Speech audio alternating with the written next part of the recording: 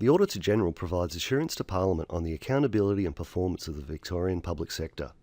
The Auditor-General conducts financial audits and performance audits and reports on the results of these audits to Parliament. On the 6th of May 2015, the Auditor-General tabled his performance audit report, Tendering of Metropolitan Bus Contracts. The state currently spends around $1 billion each year on bus services.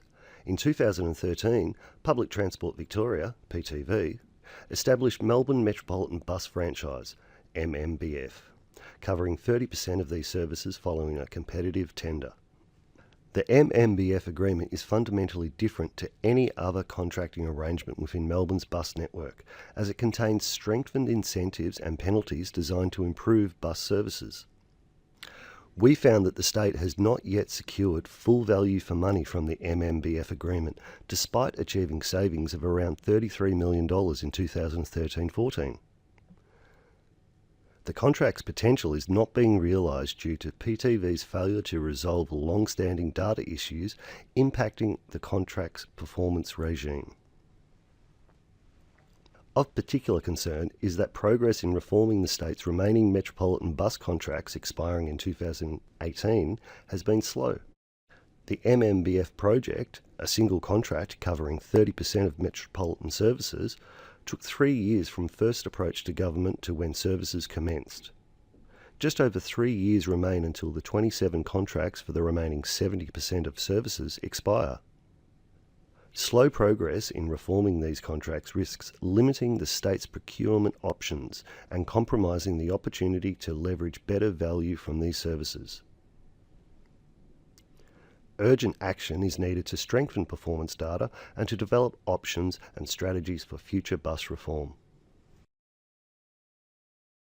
The key benefits expected from the MMBF are improved public transport coordination, enhanced bus timetables on routes, and better information for customers about bus services.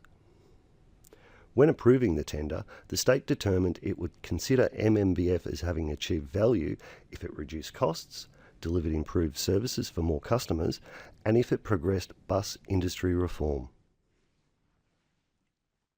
We assessed if the state has effectively secured value for money from MMBF by examining if the tender was effectively planned and conducted, and PTV's management of the agreement is delivering improved performance. We also examined if appropriate planning to optimise value from future bus contracts is underway. The audit focused mainly on PTV. It also included the Department of Economic Development, Jobs, Transport and Resources, DED-JTR, due to its role in working with PTV on future bus reform. The Department of Treasury and Finance, DTF, was also included as it oversaw the MMBF tender. PTV cannot yet reliably demonstrate MMBF is achieving value for money due to its shortcomings with performance data. MMBF has been less expensive than previous arrangements. However, as it also sought to improve services and progress reform, cost savings alone are not sufficient for demonstrating achievement of value for money. PTV has yet to effectively implement the contract's performance regime, which is critical if the MMBF is to deliver value for money. In particular, PTV has failed to resolve long-standing performance data collection and reliability issues, withhold payments for non-performance, and reach a timely agreement with the operator on bus patronage benchmarks. PTV needs to urgently address these deficiencies as they are compromising MMBF's benefits. The department's and PTV's slow progress in planning to reform remaining bus contracts risks limiting the state's procurement options in 2018. Progressing reform will be difficult as the remaining contracts contain no clear right for the state to tender these services. Some industry members also claim the state cannot legally offer their routes to tender. Any change in the delivery arrangements for these services will require extensive planning and lead time to assure the availability of critical assets and infrastructure. Our 2009 audit, Melbourne's new bus contracts, highlighted the need for early advice to government on reform options. However, substantive planning has only recently begun. DED, JTR and PTV need to urgently advise government on the key actions needed to finalise planning for reform. The MMBF competitive tender resulted in a contract capable of delivering improved services and value. Although the former Department of Transport did not develop a business case or strategic procurement plan for MMBF, we found that key costs, benefits, risks and options were adequately identified.